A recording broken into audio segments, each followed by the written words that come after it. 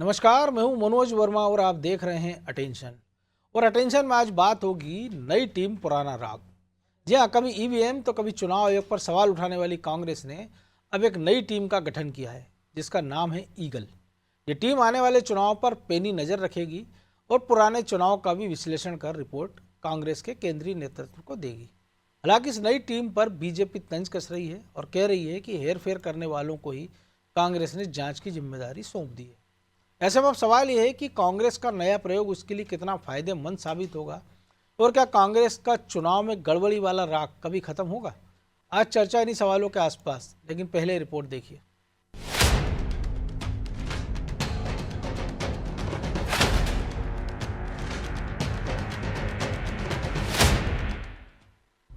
कांग्रेस ने किया ईगल का गठन। टीम चुनाव में रखेगी पैनी नजर। सत्ता में वापसी का रास्ता तलाश रही कांग्रेस नए नए पैतरे आजमा रही है और इसी कड़ी में अब उसने ईगल टीम बनाई है जो देश में होने वाले चुनावों के संचालन और उसकी निगरानी करेगी। ये टीम अन्य राज्यों में हुए पिछले चुनावों का विश्लेषण भी करेगी। ईगल टीम में दिग्विजय सिंह, अजय माकन, पवन खेड़ा समेत 8 दिग्गज नेताओं के नाम शामिल है। अब सवाल ये है कि जिन नेताओं को इस टीम में जगह दी गई उनमें से कुछ पर चुनाव के समय सही तरीके से टिकट ना बांटने समेत कई आरोप लग चुके हैं। ऐसे में ये टीम क्या पार्टी की असल बीमारी को ढूंढ पाएगी और कांग्रेस को ये क्यों लग रहा है कि चुनावों में गड़बड़ी हो रही है। खैर, इस टीम के गठन पर कांग्रेस की क्या राय है वो जान लेते हैं। देखिए, देश भर में आप एक चुनाव ऐसा बता दीजिए अभी पिछले 10 साल में जिसमें कहीं कोई शिकायत नहीं आई, धांधली नहीं हुई हो। उसके अभी ताज़ा उदाहरण हम देख लें तो हरियाणा है, महाराष्ट्र है और मध्य प्रदेश के पिछला विधानसभा चुनाव 2023 भी देख लें तो लगातार शिकायतें आती रही हैं। और हद तो जब है कि इन शिकायतों के बावजूद चुनाव आयोग ने इस पर कोई संज्ञान नहीं लिया। तो निश्चित ही ये जो कमेटी बनाई है उसमें दिग्विजय सिंह जी भी हैं, अजय माकन हैं और देश के एक्सपर्ट और वरिष्ठ हमारे नेता हैं। अब कांग्रेस ने ईगल का गठन चुनाव में पैनी नजर रखने के लिए किया तो इस पर सियासत भी गर्मा गई। बीजेपी इस टीम के बहाने कांग्रेस पर चुटकी ले रही है। बीजेपी का कहना है कि कांग्रेस कोई टीम बना ले कोई फायदा नहीं होने वाला। देश भर में उसका जनाधार कम हुआ और क्या कुछ कहा बीजेपी ने वो भी सुनवाते हैं। अरे हेरफेर करने वाले खुद ही जांच कर रहे हैं, बड़ी मजे की बात है। अभी तक ये हो रहे श्रीनिवास तिवारी जी स्वर्गीय वहां चुनाव लड़ते थे, 1700 वोटर एक घर में रहते थे। तो ये गड़बड़ियां करने वाले इनको मालूम है, यही गड़बड़ियां करते थे, यही ठीक करें। अब बीजेपी भले ही कांग्रेस पर चुटकी ले, लेकिन कांग्रेस की उम्मीद है कि ये टीम चुनाव में गड़बड़ियों को पकड़कर और चुनाव में मिली हार की वजह को ढूंढ निकालेगी, जिस पर काम करना आसान होगा। लेकिन फिर यहाँ सवाल उठते हैं कि अभी तक जितने भी चुनाव हुए क्या उनका विश्लेषण कांग्रेस अच्छे से नहीं कर पा रही थी और जो सुझाव ये टीम देगी क्या उस पर आला कमान काम करेगा।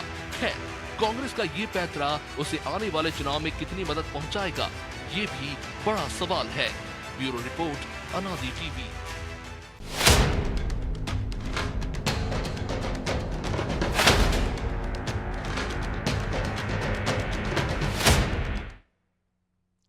तो इसी पर चर्चा करने के लिए हमारे साथ जुड़ गए हैं वरिष्ठ पत्रकार रंजन श्रीवास्तव और हमारे सहयोगी प्रभु पटेरिया और ब्रजेश चौक से। वो स्वागत है रंजन जी आपका अनादि टीवी में। और जब दिल्ली में चुनाव में कुछ घंटे बचे हैं जी, तो वहाँ तो तैयारी कर रही दिखती रही कांग्रेस, लेकिन एक टीम पहले से बना दी उन्होंने जो नज़र रखेगी। अब वो कहाँ तक नज़र रखेगी, कैसी नज़र रखेगी और क्या घूम फिर कर फिर वापिस जब नतीजे आएंगे तो ईवीएम पर दोष ठहराया जाएगा या निष्पक्ष समीक्षा करेंगे। क्योंकि जो लोग इस टीम में हैं इंक्लूड दिग्विजय सिंह, उनमें से ज़्यादातर वही हैं जो चुनाव नतीजों के बाद हमेशा ईवीएम पर ठीकरा फोड़ते रहे हैं।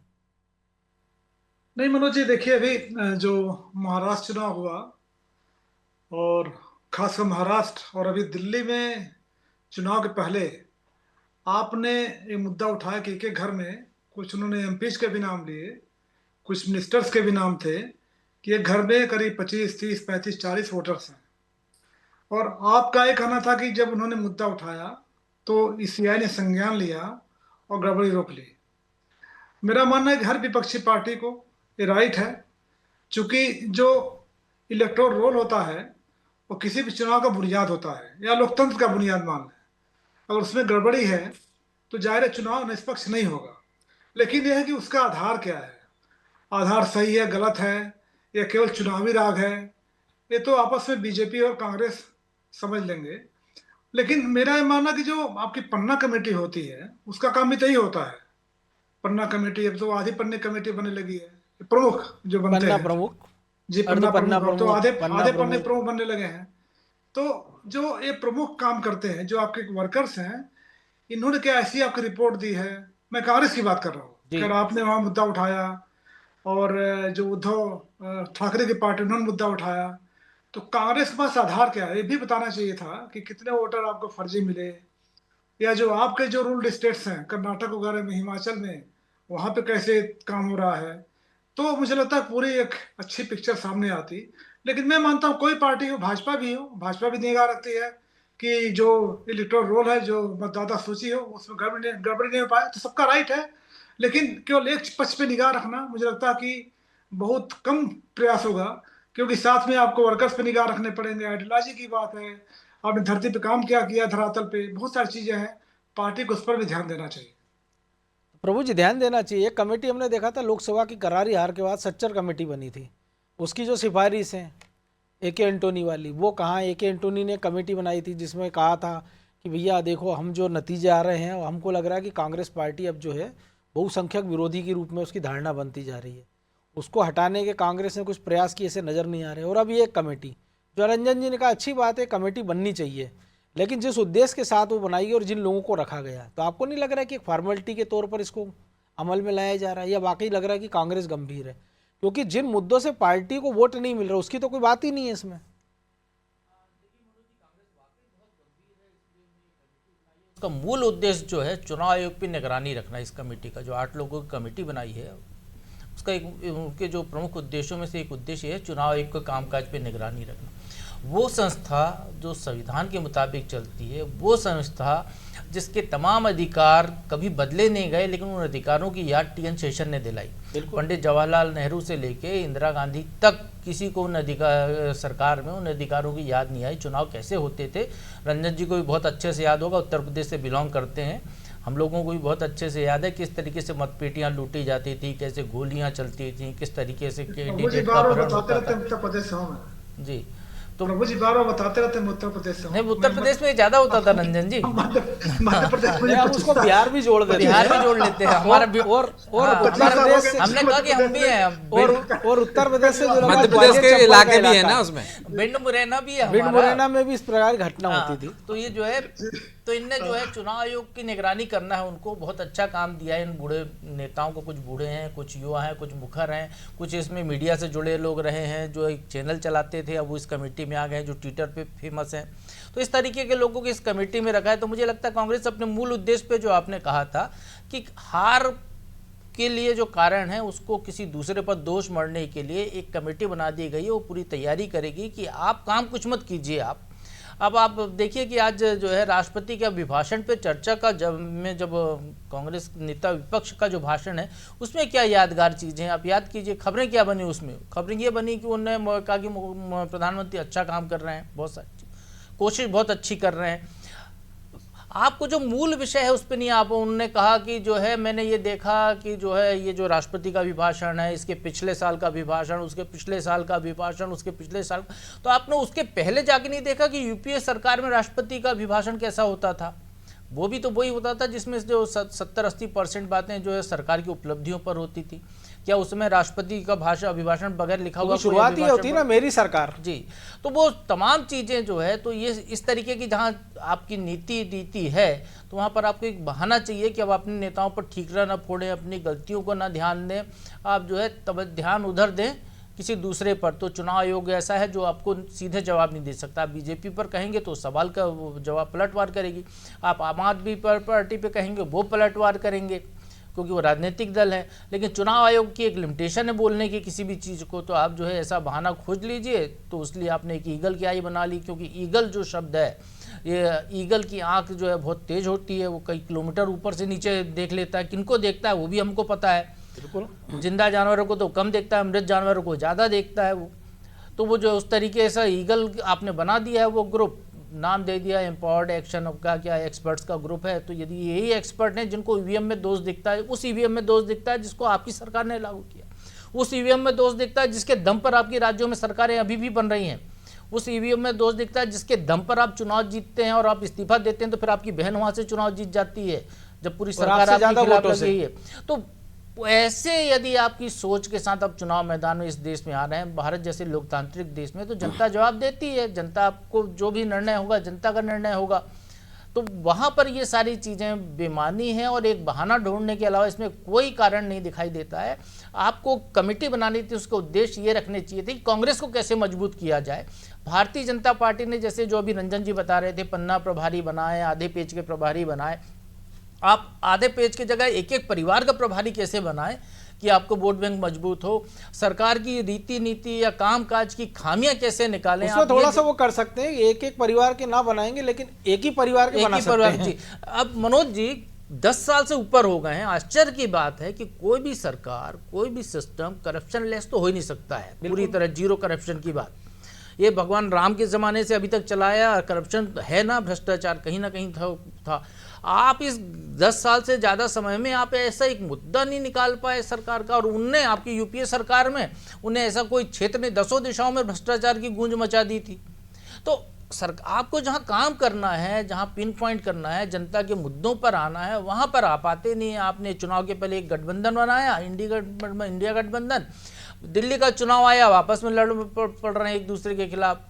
जो कल तक तारीफ गलबैयां कर रहे थे, अब एक दूसरे को। जनता क्या सोचेगी, आपको क्यों वोट देगी आपकी तरफ? फिर तो उधर ही जाएगी ना, जो आप दोनों को एक तरीके एक सिरे से देख रहा है। तो यहाँ पर दिक्कत है, सोच में दिक्कत है, रीति नीति में दिक्कत है। अब ऐसी 10 कमेटियाँ बना दीजिए, 100 कमेटियाँ बना दीजिए, जब तक जनता के हित का काम नहीं करेंगे, पब्लिक ओरिएंटेड आपकी सोच नहीं होगी, तब तक आपका भला होने वाला मुझे नहीं लगता कि ऐसा कुछ दिखाई देगा। बिल्कुल। तो ब्रजेश जी, आपको कैसा लगता है? क्योंकि ऐसे कमेटी में जो कई सारे ऐसे नाम हैं, एक उदाहरण के तौर पर अजय माकन है, जिन्होंने सबसे पहले केजरीवाल को फर्जीवाल कहा, तीखा हमला बोला। उस पूरे चुनाव की पिक्चर से वो गायब है। अब तो प्रचार भी थम गया वहाँ पे, 5 तारीख को वोटिंग हो जाएगी। और दिल्ली के नतीजे के बाद अगर अभी जो सीन दिख रहा है कि खुदा ना खास्ता कांग्रेस का खाता ना खुला, तो वो अरविंद केजरीवाल को दोषी ठहराएंगे, ईवीएम को ठहराएंगे या बीजेपी को ठहराएंगे? ये भी एक दिलचस्प सवाल रहेगा। निश्चित तौर पर मनोज जी, अब जब चुनाव हुए हमने देखा है कि कांग्रेस नेताओं के अलग अलग राग रहे। दिग्विजय सिंह ईवीएम पे ठीकरा फोड़ते रहे, लेकिन क्या राहुल गांधी ने वैसे ठीकरा फोड़ा? क्या वो बच के निकलते रहे? चाहे महाराष्ट्र की बात हो, चाहे हो एकाध बार की मध्य प्रदेश की बात हो, लेकिन उन्होंने उस तरह से ठीकरा नहीं फोड़ा। मतलब पार्टी उस पर भी एक मत नहीं है ना मनोज जी के ईवीएम की वजह से ही ये हो रहा है कि बीजेपी लगातार वो सवाल उठाते जरूर है, लेकिन क्या वो तथ्यों के साथ नहीं आ सकते थे? क्या उनके पास एक्सपर्ट सलाहकार है ना सेम पित्रोदा, वो बाकियों से ज्यादा समझदार है। तो आप देखिए कि वो तथ्यों के साथ नहीं आ सकते थे। जब चुनाव आयोग ने चैलेंज किया तब नहीं आ सकते थे, लेकिन उनके पास तथ्य नहीं है। हवाई बात करते तो जनता भी समझदार हो गई। जो प्रभु जी ने अब तक के चुनाव की प्रक्रिया बताई कि पहले क्या होता था, वैसी परिस्थितियां अब नहीं है। और जिस ईवीएम पर आप ठीकरा फोड़ते हो तो निश्चित तौर पर कोई फायदा नहीं होगा उससे। उसी से उत्तर प्रदेश में भाजपा का असर देखिए ना। हाँ, और आप देखिए उत्तर प्रदेश में भाजपा का असर देखिए, और आप कितनी पॉजिटिव हो गए वहां पर। आप देखिए कि आप 99 पे आ गए हैं, तो कैसे आ गए हैं? तो आप अपनी जो कमियां हैं, मुझे लगता है कि चुनाव आयोग पर नज़र रखने के साथ साथ आपको अपनी पार्टी पर नज़र रखनी चाहिए। आपको एक कमेटी ऐसी बनाना चाहिए कि आपके वर्कर कितना काम कर रहे हैं, आपके नेता किस तरह से काम कर रहे हैं। कि यदि दिल्ली में चुनाव हो रहे हैं या दूसरे राज्यों में चुनाव हो रहे हैं, तो एक कमेटी बना दी जाए, जो ईगल कमेटी बना दी जाए, जो नज़र रखे कि आपके नेताओं का व्यवहार कैसा है, वो किस तरह से मुद्दों पर बात कर रहे हैं, काम कर रहे हैं कि नहीं कर रहे हैं, आपके कार्यकर्ता, आपके जो पदाधिकारी हैं वो जनता के बीच में जा रहे हैं कि नहीं जा रहे हैं। तो मुझे लगता है ज़्यादा बेहतर होगा चुनाव आयोग पर नज़र रखने के। चुनाव आयोग पर तो तमाम लोग नजर रखे हुए हैं, चुनाव आयोग पे तो मीडिया भी नजर रखे हुआ है। और चुनाव आयोग कौन सा पब्लिक में जाके कुछ गड़बड़ी कर रहा है? यदि आप देख रहे हैं कि कोई वो आंकड़ों में या प्रतिशत में थोड़ी देरी कर देता, तो आप सवाल उठाने लगते हो। आप सवाल उठा के क्या कर लोगे चुनाव आयोग पर नजर? अब आप कह रहे हैं कि मतदाता सूची पे नजर रखनी है कि हेरा फेरी नहीं हो। ये काम आपको पहले करना चाहिए ना, कि जब मतदाता सूची बन रही है तब आप जागृत नहीं होते हो। उसके लिए सारे राजनीतिक दलों को बुलाया जाता है, पूरी प्रक्रिया। ऐसा नहीं है कि चुनाव आयोग ने अपनी मर्जी से कर दी। नहीं तो आरोप लगा रहे हैं, समझते हम भी समझते हैं। तो जब आप कहते हो मतदाता सूची पे नजर रखनी चाहिए कि इतने मतदाता बढ़ गए हैं, इतने कम हो गए, तो आप तथ्यों के साथ जाइए। यदि आपको लग रहा है कि एक मकान में 42 लोग रह रहे हैं, तो आप जाइए, तस्दीक कीजिए और चुनाव आयोग के सामने रखिए कि साहब ये गलत है। तब कहीं जाकर उस पर लोग भरोसा करेंगे। सिर्फ आरोप लगा देने से कुछ भी फायदा नहीं है। मुझे लगता है कि जो प्रभु जी भी कह रहे थे, रंजन जी भी कह रहे थे कि आपको अपनी पार्टी पर, यदि वो अर्धपन्ना प्रमुख बना रहे हैं तो आप आगे की सोचिए, तब आप मुकाबला कर सकते हैं। सिर्फ ये कहने भर से नहीं कि हमें बीजेपी संगठन से सीखना होगा, हमें आरएसएस से सीखना होगा। तो सीखना होगा कहने भर से नहीं, आप अमल कर रहे हैं कि नहीं कर रहे हैं। अभी दिग्विजय सिंह का एक बयान आया था मनोज जी कि आप 10,000 रुपये टेंट पे क्यों खर्च कर रहे हैं, आप 1-1,500 रुपए की माला लेकर क्यों आए, ये पार्टी को दे दीजिए, आप पार्टी चलेगी उसकी। तो इस स्तर पर यदि कह देने से नहीं, इस पर अमल होना चाहिए। पेड़ के नीचे बैठ के पेड़ के नीचे आपको बात करनी है, तो इस शुरुआत यदि कांग्रेस कर दे तो मुझे लगता है उसका फर्क दिखेगा। लेकिन जो शोबाजी हो रही है, जो आप शक्ति प्रदर्शन कर रहे हो, उसकी जगह जनता के बीच में जाइए। तो ट्विटर से निकलकर, सोशल मीडिया से निकलकर यदि उनके बीच में जाओगे, असल मुद्दों पर बात करोगे, तो मुझे लगता है कि ज़्यादा फायदेमंद होगा। नज़र रखना, एक काम चलाओ, आपने कमेटी बना दी कि हम नज़र रख रहे हैं, उससे क्या चुनाव आयोग डर रहा है? और नज़र रख रहे हैं आप, तो फिर उस कमियां निकाल पाएंगे किसी क्या? कमेटी का उद्देश्य किसी संस्था को डराना होना भी नहीं और चाहिए। हर कमेटी आप बनाते हैं ना, आपने बनाई कि चुनाव में हारे आप, किन मुद्दों की वजह से हारे, आपने अमल किया। आपने राजस्थान में बैठक की, आपने तय किया कि हम युवा पीढ़ी को लेकर आएंगे। आपने 80 साल के खड़गे को अध्यक्ष बना दिया। युवाओं को कहाँ आगे ला रहे हो आप, किस तरह से उनका उपयोग कर रहे हो? तो उस युवा पर अध्यक्ष अमल का करो। राहुल गांधी नाम ही नहीं लेते। मध्य प्रदेश की इतनी बड़ी रैली हो जाती 27 जनवरी की। लेकिन रंजन जी, ईवीएम पे सवाल लगातार उठते रहे, इस कमेटी का उद्देश्य भी है। लेकिन अब से कुछ दिन पहले उत्तराखंड के चुनाव नतीजे आए नगरीय निकाय के। 11 में से 10 में बीजेपी जीती, 1 में निर्दलीय। और जो दूसरे नंबर पर रहे, बड़ी संख्या में निर्दलीय रहे। लेकिन इसकी किसी ने बात नहीं की कांग्रेस के नेता ने कि जिस ईवीएम पे आप ठीकरा फोड़ते थे, वहाँ तो बैलेट से चुनाव हुआ है। और अगर वहाँ भी ये नतीजे आ रहे हैं तो आपको समझना होगा ना कि कारण क्या है। देखिए मनोज जी, ईवीएम पे बहुत लंबे समय से बहस हो रही है और मुझे लगता है कि जो पॉलिटिकल पार्टीज हैं उनका सीधा रिलेशन उनके है, हम तो वोट दे के चले आते हैं। तो अगर उनको लग रहा है डाउट तो ठीक है, इश्यू रेज करें। लेकिन मेरा कहना है कि अगर वाकई लेकिन रंजन जी, आप हम जब वोट डालते हैं जी तो वीवीपैट में हम देखते भी है ना कि वो पर्ची किसके नाम की और गिरी उसकी है। भी गणना हो चुकी है ना अब तो। नहीं, उस पे भी डाउट हो चुका है, मैं उसकी बात ही कर रहा हूँ। जी, जो अफेक्टेड हो रहे हैं, अगर उनको लगता है मैं अफेक्ट हो रहा हूँ, आपने कहीं में जिता दिया, कहीं हरा दिया, आपको लगता है, तो आपको याद होगा महाराष्ट्र चुनाव के बाद एक मीटिंग हुई थी CWC की, उसका खड़गे सामने आए, उन्होंने कहा पूरा देशव्यापी आंदोलन चलाएंगे। मगर से 2 महीने तो हो चुके होंगे, बिल्कुल। कहाँ गया आंदोलन? तो अगर वाकई मुद्दा है, वाकई जैसे आपने शुरू में कहा था, उसका आधार है, साइंटिफिक आधार है, आपका सैन पित्रोदा जैसे लोग हैं, जो भी हों, साइंटिस्ट हों या इंजीनियर्स हों, उनको सामने लेके आइए, पूरे देश में निकल जाइए, कन्विंस के लिए। केवल कहने से नहीं होगा कि आपने एक मीटिंग किया, प्रेस कॉन्फ्रेंस किया, मुझको लगता है उस पर एक जो आंदोलन था उस पर एक कदम पार्टी आगे नहीं बढ़ी, कुछ और मुद्दे आ गए। अभी जो राहुल गांधी की जो स्पीचेज हो रही हैं, ज्यादा जनगणना बात चल रही है। तो आखिर अगर मुद्दा है तो मुद्दा को उठाइए, लेके चलिए और जनता कन्विंस कीजिए, लेकिन कहने से नहीं होगा। लेकिन और मुद्दे भी हैं, आपको पार्टी के अंदर कमजोरियां हैं, आपको अच्छे ओरेटर चाहिए, आइडियोलॉजी से मजबूत करना है लोगों को। आपको पार्टी लोग बाहर चले जाते हैं, लोग जो दूसरे पार्टी में चले जाते हैं, वो क्यों ऐसा हो रहा है? तो कई स्तर पर पार्टी काम करना है, मुझे लगता है कि वहां भी पार्टी काम करना पड़ेगा। मतदाता सूची या फिर ईवीएम एक मुद्दा है, आपके लिए हो सकता है, लेकिन उसके अलावा भी पार्टी का करवाना है। जैसे ब्रिजेश भाई 99 करते 100 शायद हो गए, तो अगर वाकई 15 साल से बाहर हो गए सेंट्रल में, यहाँ पे 25 साल हो गए। निर्दलीय ने समर्थन दिया हुआ है जी, यहाँ पे 25 साल हो जाएंगे अगले चुनाव के बाद, 15 महीने छोड़ दीजिए। तो केवल ईवीएम या केवल मतदाता सूची कारण नहीं हो सकता। जनता का मोहभंग आपसे हो रहा है, वो क्यों हो रहा है, वो कई स्तर पे काम करना पड़ेगा। तो प्रभु जी, एक और चीज़ है उसमें कि मतदाता सूची जो ब्रजेश जी ने जिक्र किया, लेकिन सवाल ये है कि मतदाता सूची का जब पुनरीक्षण होता है और अगर आप वेरीफाई करना चाह रहे हैं तो आपके पास क्या इतना अमला है, इतने संसाधन है? और अगर वाकई में इतने लोग आपके पास है तो फिर तो कांग्रेस को हारना ही नहीं चाहिए कि अगर आप मेन टू मेन मार्किंग कर सकते हैं, आप एक घर दस्तक दे सकते हैं कि यहाँ कितने वोटर रजिस्टर्ड हैं, कितने नहीं हैं। तो अगर ये सब इतने संसाधन हैं तो फिर तो दिक्कत ही नहीं कांग्रेस के सामने, वो तो आराम से चुनाव जीत सकती है ना, हर एक आदमी तक जाकर। मनोज जी, यदि आपको करना है, केवल दोष ही नहीं देना है, वाकई में कंक्रीट काम करना है, तो आपको पुनरीक्षण की जरूरत क्या है उसका इंतजार करने की? मतदाता सूची ऑनलाइन पड़ी हुई है, आप जो है ये चाहिए तो वहाँ से जो है बुकलेट ला सकते हैं, आप हार्ड कॉपी ला सकते हैं। आप 5 साल उसकी तैयारी कीजिए ना, देखिए किस मोहल्ले में किस वोटर, किस परिवार में वोटर बढ़ गए, कहाँ घट गए। जब उसका पुनरीक्षण होता है तब उस समय आसान होगा आपके लिए देखना कि कितने बढ़े कितने घटे। ये तो सदाबहार परंपरा है, चुनाव आने के पहले हर कैंडिडेट अपने मतदाता, अपने क्षेत्र में कुछ बाहरी मतदाताओं को बढ़ाता है, अपने समर्थक लोगों को, कुछ विरोधी के नाम कटवाने की कोशिश करते हैं। इसीलिए तो पुनरीक्षण के दौरान शिकायतें आती है ना, उनने कहा इस घर में 27 वोटर मिल रहे हैं, यहाँ 40 मिल रहे हैं, उनने कहा कि नहीं उधर मिल रहे हैं, उधर। एक दूसरे का बताने का केवल काम चलता है। कोई एक अकेला कोई ऐसा नहीं कहता कि मैं ईमानदार हूँ, बाकी बिल्कुल सब सही बात है। हर व्यक्ति उस काम में इन्वॉल्व है। तो सबकी जिम्मेदारी है कि यदि वो आप दूसरे घटा रहे तो अपने भी घटाइए, वो भी करें। तो आपके पास पूरा समय होता है आपको करने के लिए। चुनाव एक पूरी पारदर्शिता से मौके देता है, मीटिंग्स करता है, आपको बुलाता है, सुझाव लेता है आपके साथ। उसके बाद फिर वो जो मतदाता सूची जारी की जाती है फाइनल, हर चीज़ हर बार वो आपको देखने का, आपत्ति का अवसर देता है, तब आप आपत्ति दर्ज नहीं कराते, बाद में आप शिकायत करते हैं। रही बात ईवीएम की, जो भी रंजन जी ने थोड़ी देर पहले कही थी, ईवीएम में मनोज जी, ईवीएम में हम जब वोट डालने जाते हैं, या कांग्रेस पार्टी या बीजेपी या कोई भी दल का जो अपने एजेंट बैठाते हैं, उस बूथ पर कितने वोट डले, बिल्कुल उस ईवीएम में कितने वोट दर्ज हुए, बाकायदा वो जो है वहाँ का जो अधिकारी होता है वो एक सर्टिफिकेट उनको देता है, उनको रिसिप्ट देता है। ईवीएम के नंबर उसमें होते हैं, आपके एजेंट के साइन उसमें होते हैं। उसके बाद जब सीलबंद की जाती है, जब वहाँ गिनती होती है तो ईवीएम में उतने ही वोट निकलते हैं। एक ईवीएम में यदि 940 वोट डाले हैं तो 940 ही निकलते हैं, 936 नहीं होते हैं या 980 नहीं होते हैं। आज तक कोई देश में कहीं कोई ऐसी शिकायत नहीं आई है।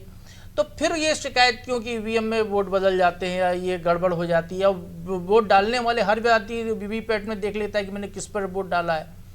आज तक किसी ने कहा कि वो गलत वोट डाला है, या वहाँ पर जब वीवीपैट की काउंटिंग हुई तब भी गड़बड़ी नहीं पाई गई। वो नेता भी तो वोट डालते हैं, वही बता देते हैं। एक आंध्र प्रदेश का एक मामला था जो बाद में वेरीफाई हो गया था कि वो जो है वैसी गलती नहीं हुई थी, वो टूटी थी। तो ऐसा कुछ नहीं है, सारी चीजें पारदर्शिता के साथ पाक साफ तरीके से हो रही है। केवल और केवल चूंकि आपको नाच ना आए आंगन टेढ़ा वाला मामला है कि हमको चुनाव लड़ना नहीं आता है, हम चुनाव लड़ने का तरीका भूल गए हैं, तो दोष हमको किसी को देना है तो आप ईवीएम पे दोष दे दीजिए, चुनाव आयोग पे दोष दे दीजिए।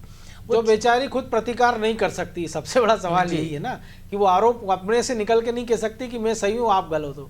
लेकिन फिलहाल वक्त की कमी थी, वक्त इतना ही था। बहुत धन्यवाद रंजन जी। तो तमाम सारी कमेटियाँ, नाम रखने से क्या होता है? वैसे हमने पढ़ा भी कि नाम में क्या होता है, शेक्सपियर ने कहा था। आपने पहले गठबंधन बनाया, इंडिया नाम रख दिया, लेकिन आपने उसके इतने बंटवारा कर दिए कि जैसे जो अलग अलग अंग्रेजों के समान छोटी छोटी रियासतें थी, ऐसे उसके दल बिखर गए, और अब आपने ईगल नाम रख दिया है। लेकिन जिस स्फूर्ति, जिस ताकत, जिस पेनेपन, जिस तेज नज़र के लिए ईगल को जाना जाता है, क्या इस टीम में वो दिख रहे हैं? और अगर वाकई है तो क्या उस तरीके से, उस तैयारी के साथ ये लोग वो काम कर पाएंगे जिसका उनको जिम्मा सौंपा है, या घूम फिर के सारा ठीक रहा चुनाव आयोग और फिर ईवीएम पर ही फोड़ा जाएगा? अटेंशन में आज इतना ही। मुझे दीजिए इजाज़त और आप देखते रहिए अनादि टीवी। नमस्कार।